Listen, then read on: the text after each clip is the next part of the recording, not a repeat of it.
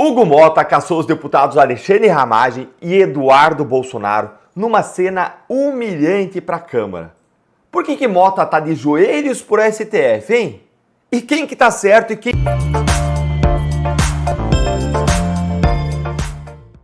Hugo Mota caçou os deputados Alexandre Ramagem e Eduardo Bolsonaro numa cena humilhante para a Câmara. Por que Mota tá de joelhos por STF, hein? E quem que tá certo e quem tá errado nessa história? E se o Supremo tá errado, por que o Mota está se submetendo, se ajoelhando para o Supremo? Então, meu bom dia para você que não foi humilhado pelo STF, mesmo sendo presidente da Câmara dos Deputados. Para você que não tá morrendo de medo do Supremo Tribunal Federal. Hoje eu falo aqui diretamente de uma linda praia catarinense, de um estado que tem um dos litorais mais lindos do Brasil. Então, em especial, bom dia para você daqui de Santa Catarina. Fica aqui comigo que nesse nosso encontro com justiça eu vou te mostrar como que o Congresso cassou o mandato do Eduardo e do Ramagem no escurinho da mesa diretora, longe do plenário. E eu vou te contar o verdadeiro motivo para o Mota ter feito isso. Vamos então direto ao ponto. A mesa diretora da Câmara dos Deputados, como você vê aí, determinou a cassação do mandato do Eduardo Bolsonaro e do Ramagem. Quem deu essa ordem foi ele, Hugo Mota, presidente da Câmara. Mas o Mota tá certo em fazer isso? Bora entender? O Eduardo Bolsonaro, gente, ele tá nos Estados Unidos e ele é réu num processo na STF relatado pelo Alexandre de Moraes. Mas ele não foi condenado ainda nesse processo, ele só é réu. A mesa diretora da casa, ela pode declarar a perda do mandato do deputado que falta muito, que é faltante. Mas existe, de acordo com parte dos juristas, a possibilidade desse parlamentar exercer uma defesa antes dessa decisão da mesa. É pelo menos o que está escrito na Constituição. Olha aqui comigo, ó. Olha aí, o parágrafo 3º, eu estou aqui no artigo 55, tá? Que trata aqui, ó, da possibilidade de cassar o mandato quando a pessoa deixa de comparecer, tá no inciso 3º. E aí vem lá no parágrafo 3º, que fala justamente do inciso 3º, e fala que a perda do mandato vai ser declarada pela mesa da casa, mas olha aqui no final, assegurada ampla defesa. Eu fico até na dúvida, gente, se eu fico citando, falando da Constituição aqui com vocês, porque ela não vale mais mesmo, não é? Bom, mas é o que ela diz. Então, no caso do Eduardo, faltou aí uma ampla defesa. E a situação do Ramagem é diferente daquela do Eduardo. No caso do Ramagem, teve uma condenação lá no STF contra o Ramagem no caso da trama golpista. E aí a decisão, a condenação, o acórdão condenatório, foi enviado para a Câmara para ela cassar o deputado. Contudo, se fosse cassar o deputado pela condenação criminal, aí o plenário da Câmara precisaria votar. É o que diz mais uma vez a Constituição. Olha aqui, ó, tá no artigo 55, inciso 6, quem sofrer condenação criminal pode perder o mandato.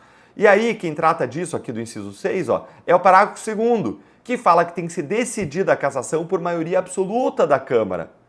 Aí o Supremo enviou o caso para a Câmara cassar, mas em vez de seguir a regra, atuou fora da regra e invocou uma teoria para ter que fugir da cassação pelo plenário da Câmara. O Supremo não queria que o plenário decidisse. E aí invocou uma teoria. A teoria de que, como o Ramagem foi condenado a uma prisão longa, o deputado não vai comparecer ao trabalho na Câmara pelo tempo da condenação criminal, e então a Câmara tem que cassar ele como deputado faltante. Ou seja, quer que aplique para o Ramagem a regra que está sendo aplicada para o Eduardo, que é essa outra regra aqui que eu mencionei para vocês, o artigo 55, inciso 3º, que vem tratada aqui no parágrafo 3º, e aí fala que nesse caso não é decidida no plenário, mas é declarada a perda do mandato pela mesa da Câmara. Só que aqui tem um problema, porque o STF quer que ele seja cassado como faltante antes dele ter as muitas faltas necessárias para cassação. E isso não faz sentido, gente. Você não pode cassar sem estar preenchido o requisito para cassação. E a gente teve um caso parecido com esse recentemente, que foi o caso da Carla Zambelli. E o que foi que o Mota fez no caso da Zambelli, hein? O Mota, como não tinha aí os requisitos para perda do mandato pelas faltas, considerou que a perda do mandato era pela condenação e mandou para o plenário analisar e decidir essa questão, como eu já expliquei para você em outros vídeos, porque é exatamente o que manda, como eu mostrei para vocês aqui, o parágrafo 2º do artigo 55 da Constituição, que trata da cassação no caso de condenação criminal, que é justamente esse caso do inciso 6º, que eu acabei de mostrar para vocês aqui. E aí, o que a Câmara fez? A Câmara foi lá e salvou o mandato da Zambelli. Só que aí você viu como que o Supremo reagiu. O que ele fez, né? O Supremo foi lá na mesma semana passada, e anulou a decisão da Câmara, atropelou a Câmara e mandou a Câmara cassar.